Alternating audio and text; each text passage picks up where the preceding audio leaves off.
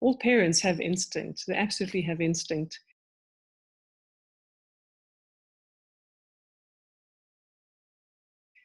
And that usually only comes into the foreground when your child is in danger or something really apparently serious or potentially dangerous is at play.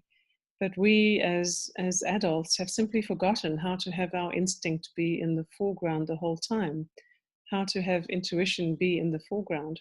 Children under the age of 2, before they learn to name and objectify the world, and in so doing cut up and make into little compartments reality. Children, before they reach the age of 2 and begin to objectify and name things, they perceive the world directly through their intuition, and they know and feel everything.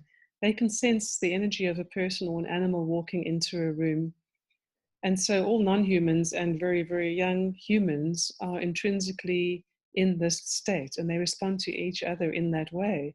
Look at how some family pets accept what seems to be the most rough and impolite treatment at the hands of babies or toddlers. The most dignified cat will allow itself to be dragged around by the tail or held in very awkward postures, because the cat is picking up on the child's most genuine, heartfelt joy and experimentation and wanting to be touchy-feely in a loving relationship with the cat, for example.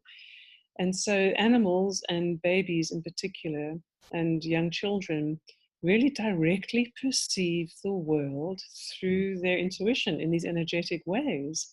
And it's quite a journey for young kids, quite a confusing journey, and sometimes an emotionally painful one when they are told by us adults, by parents and teachers and other so-called responsible people, that what the child is experiencing isn't real.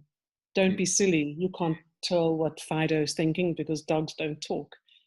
Oh, don't be silly. You're not seeing that fairy in the garden, or plants don't have feelings. And it's a great moment of grief as the child begins to learn and slowly come to believe that the world is comprised of a bunch of separate things without this rich dynamic relationship and communication happening the whole time between the different species.